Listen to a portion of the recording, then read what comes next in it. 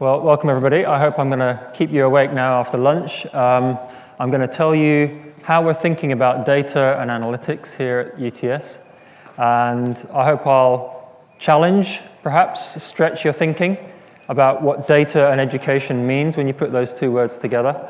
I'll be drawing from examples in higher education, but also in primary and secondary schools. I've done a lot of work with schools as well. So let's think about this. The Connected Intelligence Center, as Shirley just said, our job is to really try and break new ground when it comes to thinking about next generation pedagogy and what that means in the role of computer support for tracking how students are learning. And we're going to unpack that in the next hour. Here's the essence of the challenge, okay?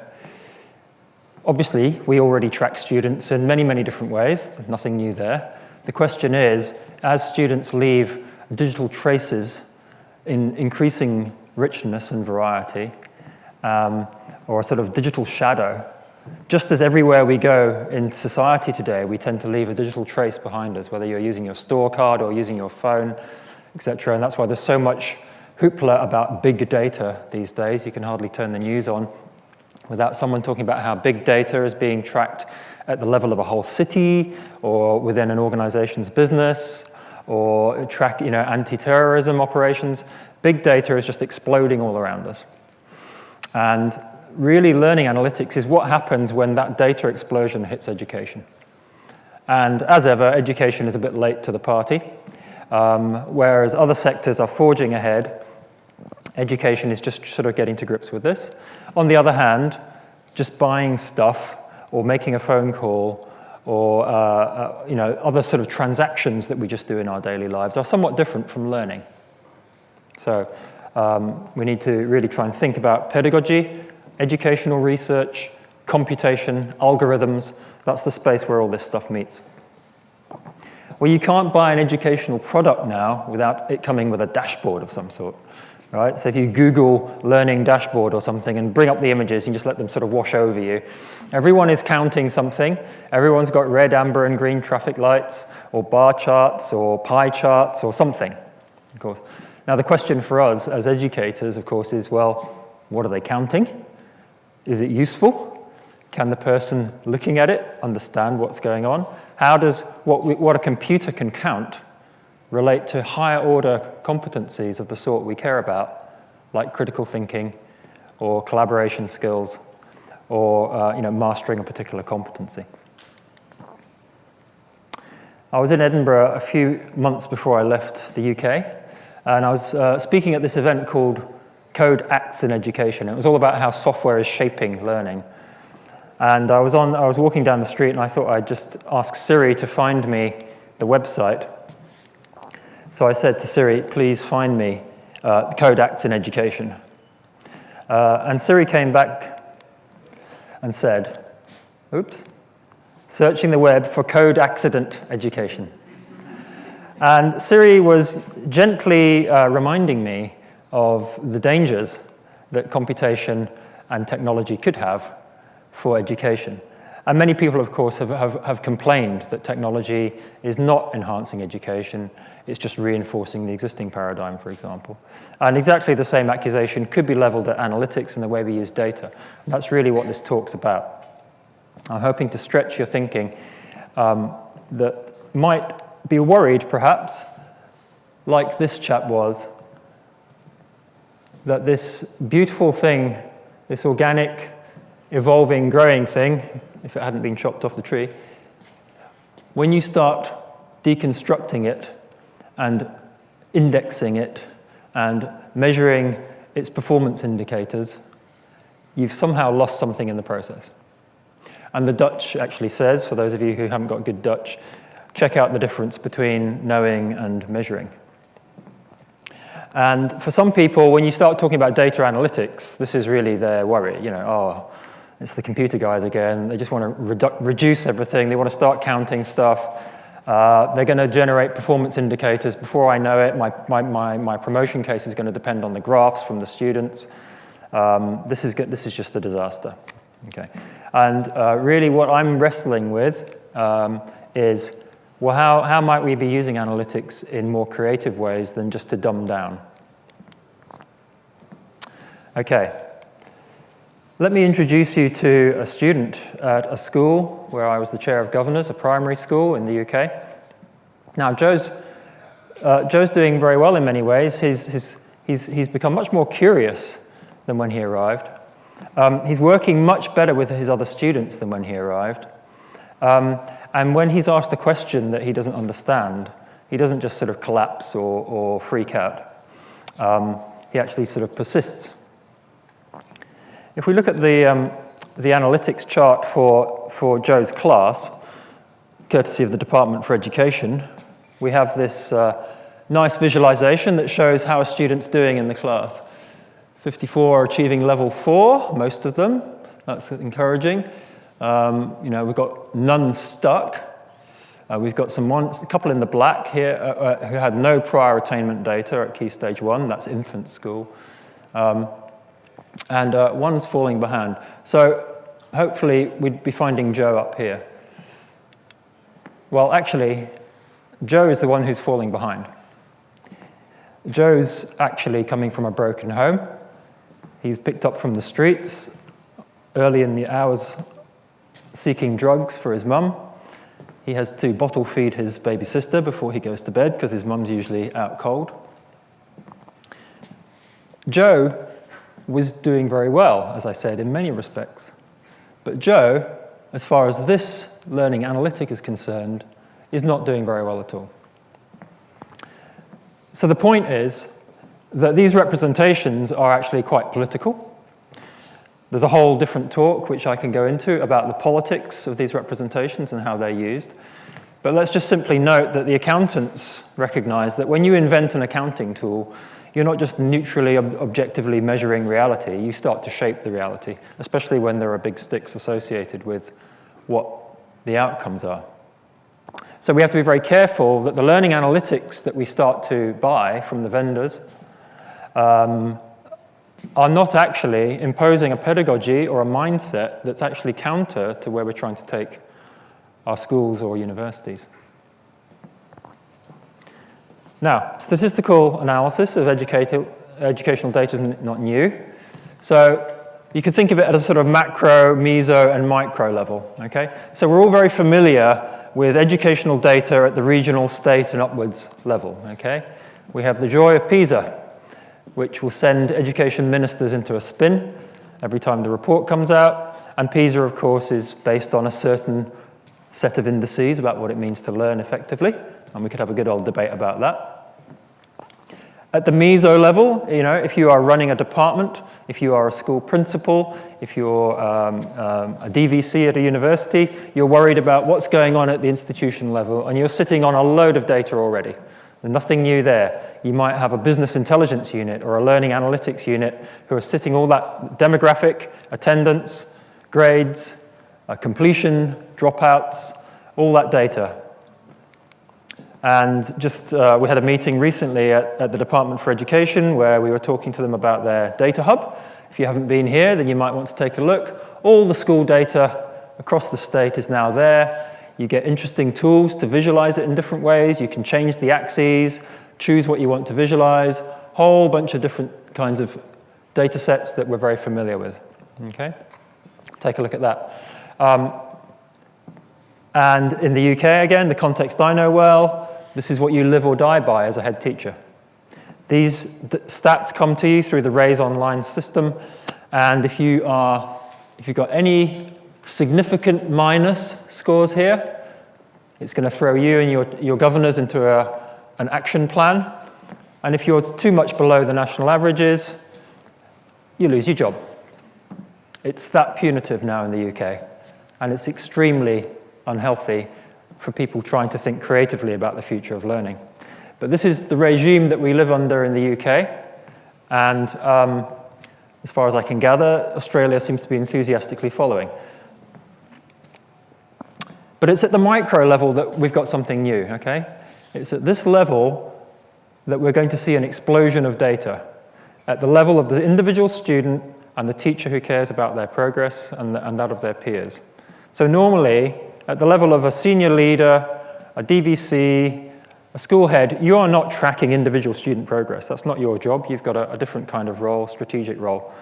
But at the micro level, this is the explosion of data we're going to see as more and more tools start generating data sets which then sit there waiting for somebody to make sense of them. And what we'll see is that that data will start to migrate up. So the institution will suddenly have access to aggregated views of what's going on here.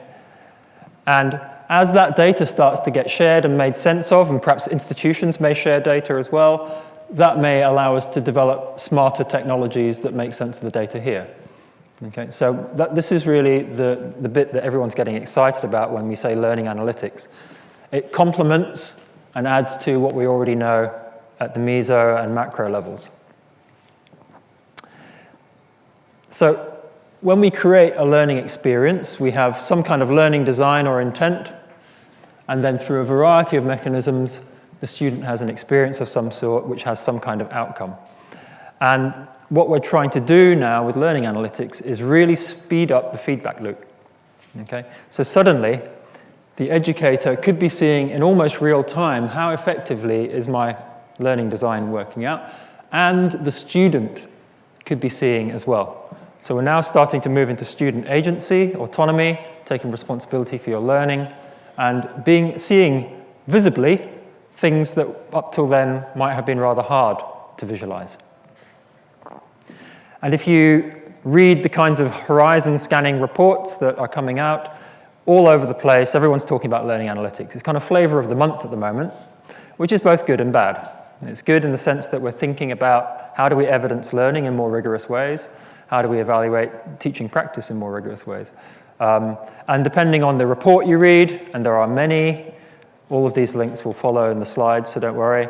You know, lots of reports coming out talking about the explosion of data and new ways of evidencing learning. But here's a helpful table I found of 3 different reports. You can see where learning analytics sat in their radar of hot, top, sort of emergent technologies that could transform learning. So everybody seems to be agreeing that it's important.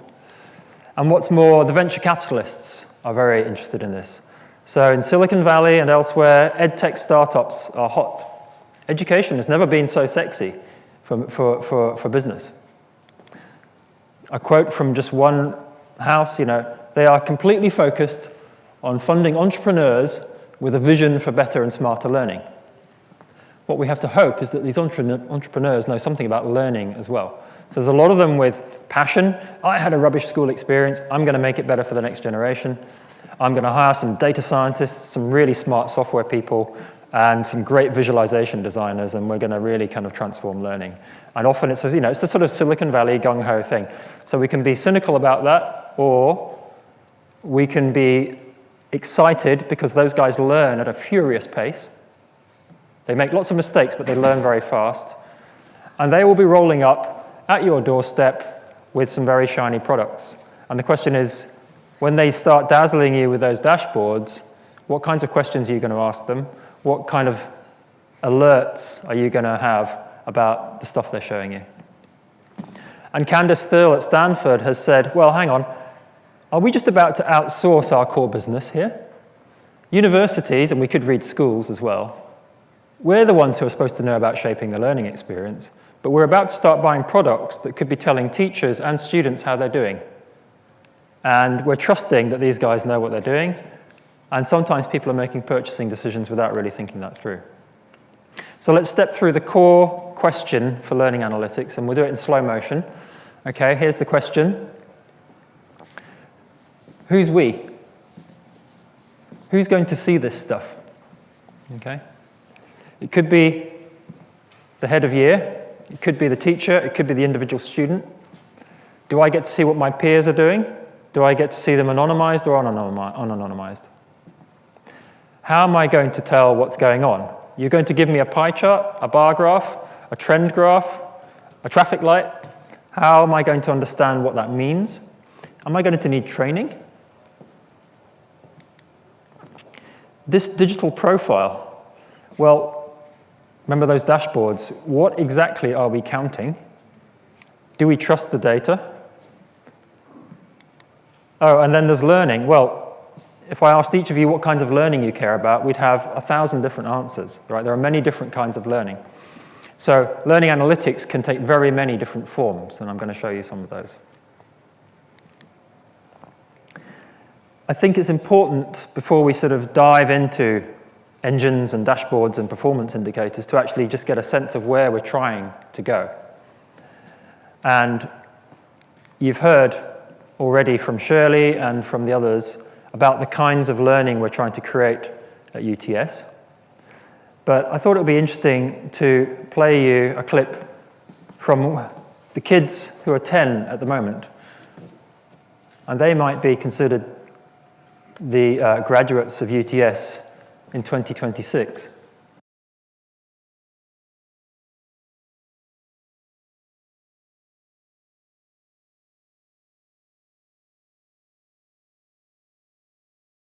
How much would you say you've changed in the last few weeks as a learner? A lot. A lot. Yeah.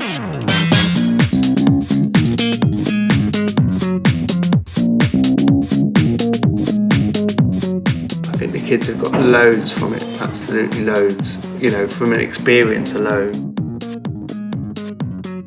See how much they all enjoyed and took pride in everything that they'd done. You could tell there was pride there. The engagement, the self-motivation, the drive from the children themselves to make the project work. Over the 2 weeks, their confidence sort of grew and grew and grew, and they became more, like you say, empowered. But I think you're sending them up to the next year with some more skills. I think they've been skilled, and I think actually it would help them in year 6. I think it's really been a vital, part of the year for them. I think it helped me a bit because I usually count on teachers to do stuff. So I just started, just doing it myself. You usually count on the teachers a bit, and now you've started to do it for yourself. That's a really lovely way of summing something up. Well, that is a very lovely way to sum it up. And you'll have caught some of the words there. Responsibility, confidence, autonomy, doing things for yourself, developing skills which you can take forward. So we've all heard that before. I just think it's quite exciting that 10 and 11-year-olds can start talking about their learning like this. And in fact, there's a detailed report there which talks about the methodology we use to scaffold their inquiries. And I'm going to show you one of the techniques we used that help give them a language for learning, which is actually being used at many levels in education. This report actually illustrates how you can combine the new kinds of analytics I'm talking about with the traditional kind of data that a school would be sitting on. So you could ask strategic questions like, have we got an issue with our low socioeconomic status boys and how they perceive their resilience? Are the Asian girls, who we know we've got an issue with in subject blah, blah, is that tied in any way to the fact that they don't feel confident in some respects, whatever it might be, okay? So one way of talking about the transition that we're trying to make here at UTS, as well as many of you, I know, is to talk about what my colleague Ruth Deacon-Crick calls the knowledge agency window. We have one dimension, which is to what extent is the curriculum prescribed versus defined by the learner, and to what extent is the teaching directed as opposed to self-directed. And in the bottom left corner is where education is very comfortable, and this is the system we have, where the teacher is basically taking you on the journey because that's what the curriculum says you need to learn. My job is to get you from A to B as efficiently as possible, and we have high stakes measures for checking if that's happening or not. The problem is we don't need to just worry about people like Joe, who I talked about earlier, but Emily too. Here's Guy Claxton, who I've done a bit of work with, recording Emily. I know I'm bright and I'm going to get good grades, but I worry I've become a tape recorder. I worry that once I'm out of school and people stop handing me information with questions, I'll be lost. And a comment there on from the Independent Schools Inspectorate on how do we create creative, thoughtful, critical, perhaps even intelligently awkward people. Our education system doesn't seem to encourage that, but given the complexity we face in society, those are the kinds of people we need to be trying to nurture. The teacher might then unleash the students on a directed inquiry of some sort in order to achieve curriculum goals. That's good. Problem-based learning, student inquiries, etc. That increases the sense of engagement often. And of course, the students might take the initiative and set up their own study groups, revise, etc., whatever the prescribed curriculum is. The top right window is an exciting space, but not so well understood. And that's where students are scaffolded by the teachers on an inquiry which is personally meaningful to them, which connects eventually to curriculum resources, but they start with something they care deeply about. And you know what it's like if a young person actually gets their teeth into something they care about, you can barely get them off it. And we're interested in analytics for that space as well. And here's where you've got the most authenticity, agency, and identity. Those are rich terms which we could spend a whole day unpacking. But that's really a lot of what we're trying to do here at UTS as well. Now, Shirley introduced the learning model. So what I'm going to do is step around this and use this loosely as a framework just to illustrate different kinds of learning analytics approaches. Okay, and as she said, the movie is online and you can look at it. But we're going to zoom in on each of the steps. So setting learning goals. Now, there are many approaches to thinking about setting learning goals. In terms of learning analytics, let me show you two examples. Okay, one is where you've simply got to drill and master some core competencies. Okay, those are very well understood competencies. It might be writing skills, it might be introductory statistics, it might be geometry. It's not a wicked problem. You've just got to learn how to do some of this stuff. Okay. One of the areas where a huge amount of progress is being made is intelligent tutoring systems or adaptive learning platforms. You may have heard of Newton and Grocket, and here's one at Carnegie Mellon University called Stat Tutor. And being good academics, they're actually evaluating these technologies and asking, well, how effective are they? And it turns out if you use these in a blended way, in other words, you step through this tutorial, you try the challenges. If you fail, then you get taken back another route and you have to tackle it again. You don't get presented with anything that the educator has decided is too hard for you. And you get taken on a distinctly personalized journey. If you do that work and then you get together in groups for a blended learning, so it's blended learning mode, look at the result. They learn a full semester's worth of material in half the time, at least as well, if not better, than traditional students. That's proper academic research.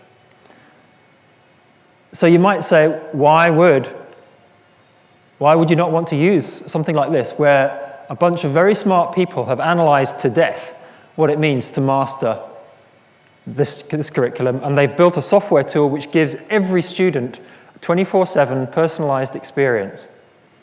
That frees up so much time in the curriculum now to do other things, the more interesting, engaged, authentic kinds of things, perhaps. Okay? So if we're in the space of very well understood skills you've got to master, adaptive platforms seem to be showing some promise. However, not all learning falls into that category. Okay? If a nurse is going to deal appropriately with a patient at a bed, there's a whole bunch of skills going on there which you can't simply demonstrate sitting at a computer and trying to answer questions. Let's think about a completely different way of thinking about the students' goals and how they approach their learning. Okay, we're still at the bottom of that cycle. Many of the leading thinkers in education are talking about dispositions as at least as important now as knowledge and skills. Okay? We're talking about things like, in this example, resilience, John Seeley Brown summarizing that. There are some links there to his whole talk on this. Here's Larry Rosenstock, brilliant principal at High Tech High in San Diego. When you walk into that school, it's like you've walked into the Science Museum in San Francisco or in London. There's art everywhere, but the art's about maths. There are inventions and sculptures and presentations. Students are exhibiting their work to an extraordinarily high standard. So much of the work is problem-based. Look at this. Dispositions come into play when we talk about the innovation economy. Readiness to collaborate, attention to multiple perspectives, initiative, persistence, and curiosity. How do we measure those? How do you assess those? How do you assess them with a computer if we're going to talk about digital learning analytics? Well, this, for me, is the front line. These are the kinds of learners we need to create. They still need to know maths. They still need to be able to write and spell and know science and geography. But they've got to have these competencies, what we call in graduate attributes here at UTS. So here's one approach to assessing this. This is using a survey. Okay? So in that sense, not very high tech, but the students answer about 50 questions about how they approach their learning. Is it not at all like me, all the way through to very much like me? And this is work led by Ruth Deacon-Crick, who's a visiting professor here and based at Bristol Graduate School of Education. You finish the questionnaire, you don't just get a nice word of thanks and then your data disappears into some black hole and you never hear anything again. Immediately comes back a visual analytic, which gives you a shape. That's the basis for a conversation with someone who knows what they're doing, to explore, what does this mean? What is this saying to you? Do you feel this is true? What are we talking about in this diagram? Mindful agency.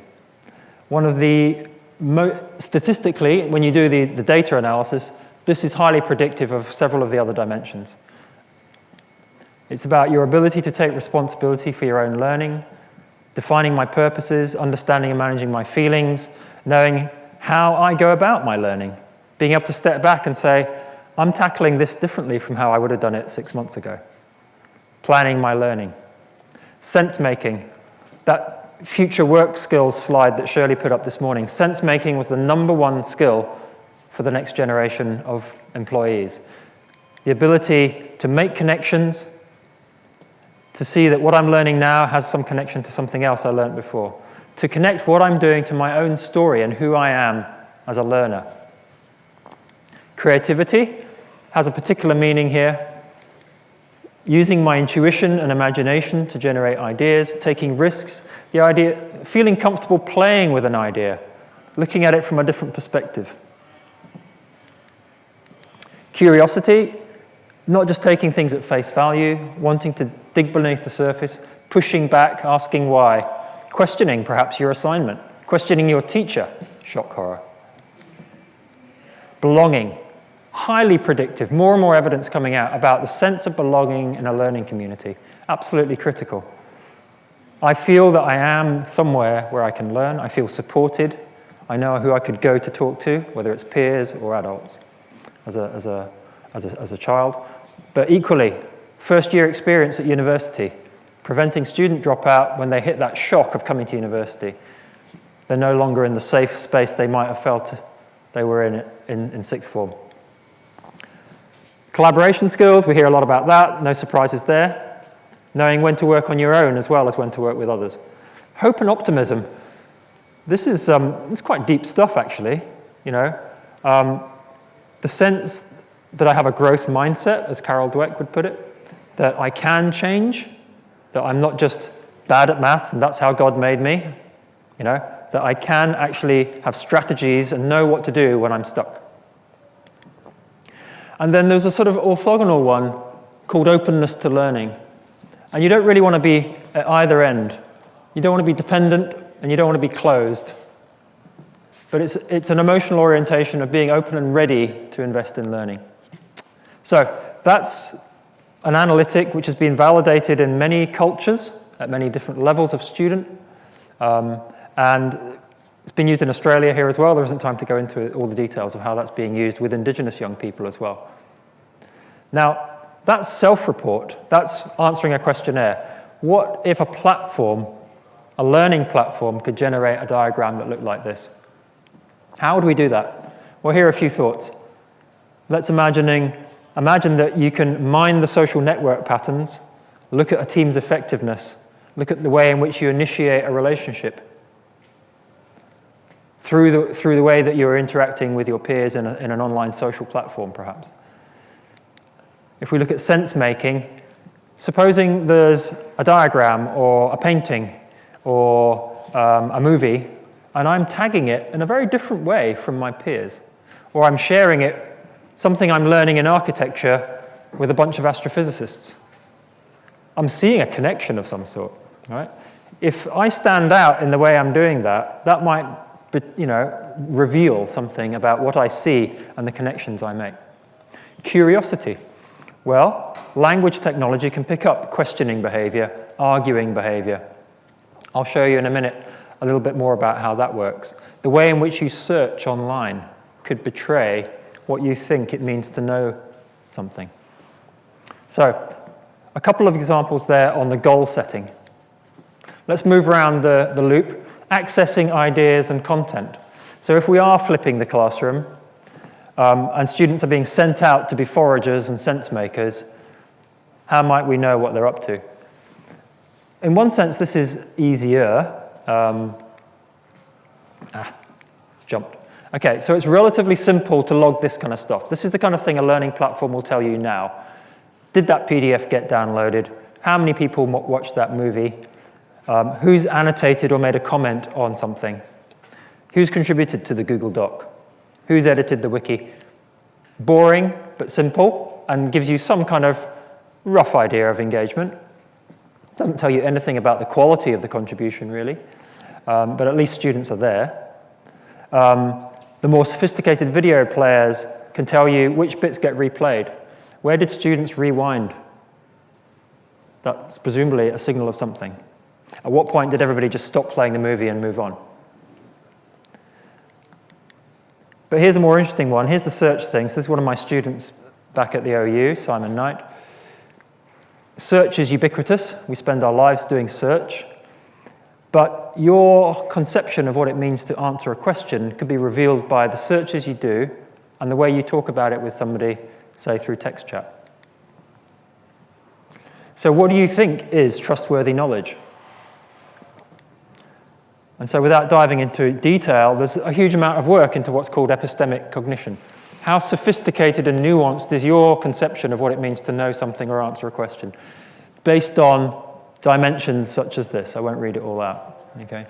But we are now seeing if we can analyze text chat between partners of learners as they search to answer some quite complex queries.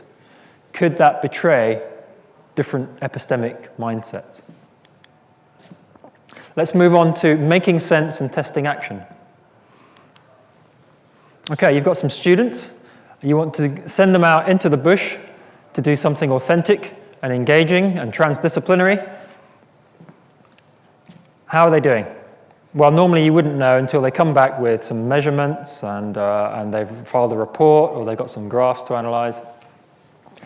What if they never actually looked up?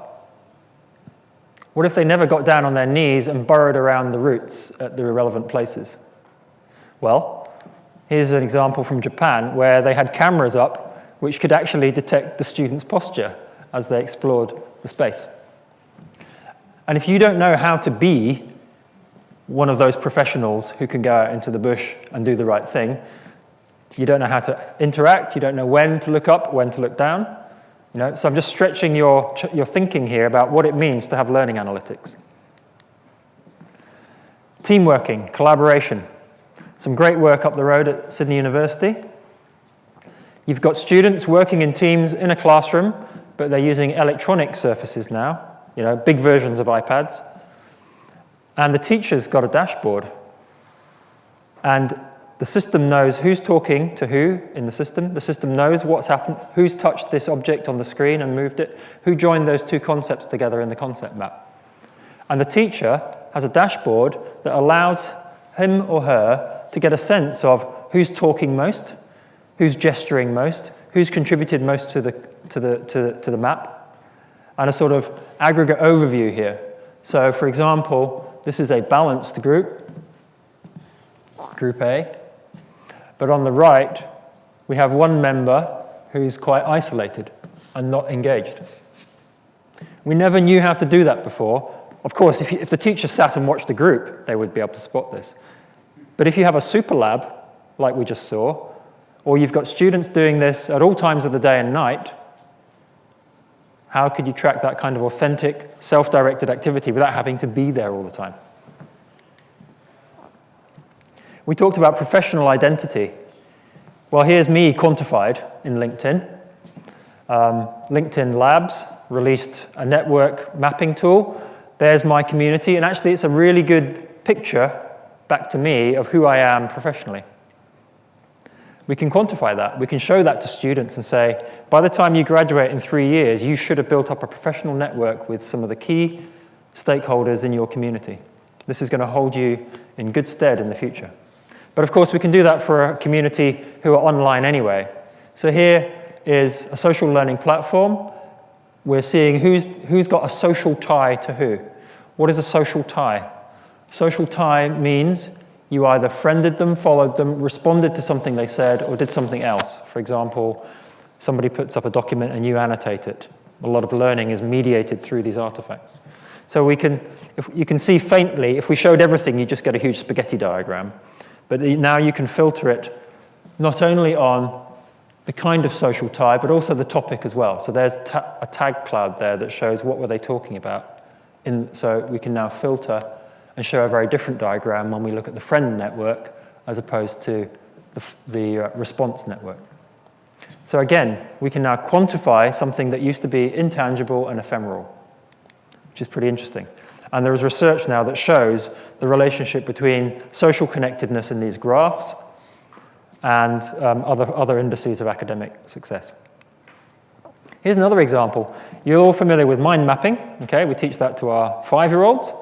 If you push it a little further, you get into concept mapping, where you have to explain the relationship between the nodes and maybe classify the nodes. Push it a little further, we get into argument mapping, where you're representing multiple perspectives on a complex issue. So the argument now becomes visible as a network diagram that allows you to prod and poke it. And that's a line of work that I do. We call it knowledge cartography.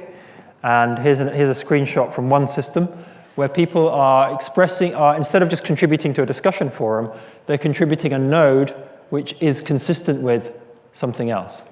Or this challenges that. Okay? So the user is being forced to slow down and explain what do they think their contribution is and how does it build on the previous ones. When you move to a knowledge building environment like this compared to a discussion forum, you can start to do some rather interesting things. What role is Rebecca playing in this community? Rebecca is playing the role of a broker connecting her idea to her idea. So a third party has seen a meaningful connection between these two ideas. That's pretty interesting. We never really knew how to do that before. That's an important role you could play in a community of practice. Instead of just having friends and recommending friends, whatever they may be, in an epistemic community, we want you to bump up against people who disagree with you. Well, this platform knows who subscribes to what kinds of views and who disagrees with you. So we could have a recommendation engine that actually says, Simon, you should go and talk to Shirley because she has very different views on climate change.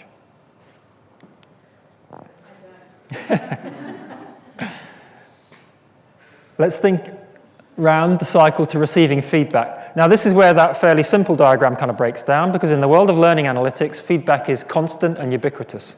It doesn't just appear at a certain stage. You'll be getting feedback all the way around, right? But if we just think about feedback, this is where, as I said earlier, rapid formative feedback is one of the most exciting prospects for learning analytics. One example of this is an extension that was built on top of a learning management system called Signals. When the student logs on, they get a red, amber, or green light that says, how are you doing? And what to do about it if you're on amber or red. Okay? And that plugs into Moodle, Blackboard, various other learning platforms that you'll be familiar with. And if you're on red, you're at risk of dropping out as far as the system is concerned. It's grave, and you need to take some urgent action. How do they do this? They build what's called a predictive model, and it's based on somebody's PhD. So this was, respectable research that said, we know historically that all these students dropped out. Is there anything in the way in which they interacted with our environment which distinguishes them from the ones who didn't drop out? And what you do is you identify statistically, rigorously, which variables are most predictive of the ones who dropped out, okay? Such as prior attainment and particular measures of their use of the LMS.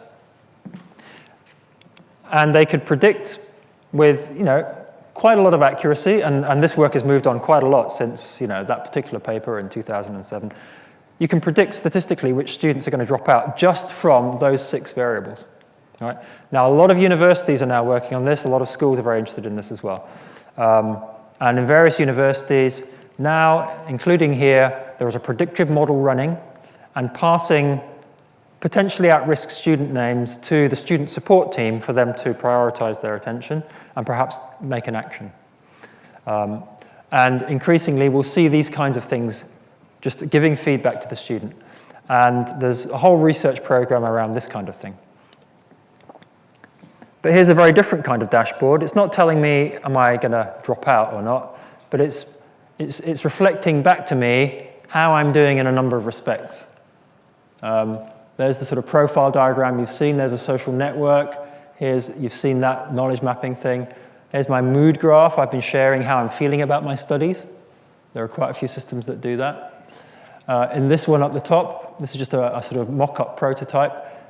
Language technology has been looking at the quality of my contributions in an online discussion forum. I'll show you a little bit of that in a minute. So this is a different kind of dashboard which helps make visible to me how I'm doing as a learner. Okay, and finally, reflection. This is where it kind of comes together. This is where, after doing that authentic engagement, after getting the feedback, after interacting, we want the students to evidence that they are consolidating their learning, that they're making progress. And one of the ways in which we do that, of course, is through writing. If they were blogging, here's an example of an extension onto WordPress, the open source blogging platform. So we wrote some extra plugins to WordPress that said, when you're writing a blog post, which is like your learning journal, don't just write how you've been doing and put a few tags on it. We want you to explicitly reflect on these dimensions of learning power, which come from that spider diagram I showed you, right? And as you do that, then you get a little widget in your blog which goes from red to amber to green, and then the bubbles grow, okay? And the teacher gets a dashboard. So the students are now engaged in an authentic inquiry. It's hard to keep track of everything, but if you had a blog where the students seem to have nothing to say about their curiosity or their resilience or whatever it might be, you would click on their blog and go and visit. Or if a student was very big on one of these, like resilience, you could click on there and go to all the blog posts where they felt they had been demonstrating improved resilience. Okay? So not very high tech. There's no smart AI going on here. We're simply asking the students to self-report, but in a slightly different way from doing a questionnaire. But let's think about more complex kinds of analytics. This is something that we worry about a lot at UTS, equally at school. How do you develop the ability to write in an educated, critical manner? And there's, of course, a whole research field around this. And they talk about all the usual things you'd expect in a well-structured essay or report. We'd hope that, as pupils work through school and as our undergraduates come in, they know how to put these things together. Well, actually, that's a big challenge for them. But argumentation is one of the most interesting ones.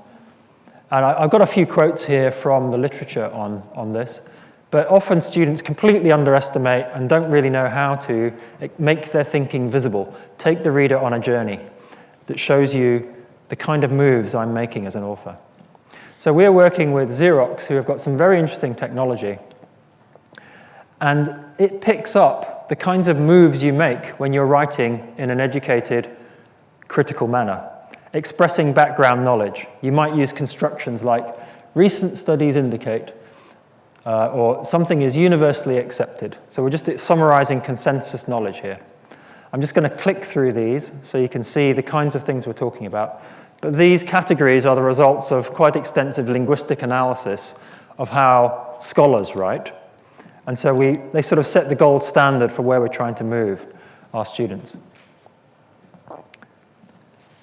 What this looks like is that if you submitted a text to this web engine, then you might get feedback which highlights sentences which are classified in a certain way. For example, this sentence is being classified as identifying something novel, probably because of this, construction here.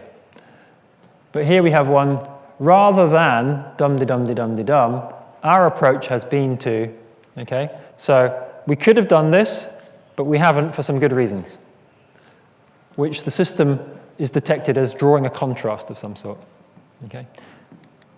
Here it is applied to some student writing at a much lower undergrad level. The problem with this method is, okay, in conclusion, I would suggest that such a method would be, which is a summary and of the contribution you're making in the text.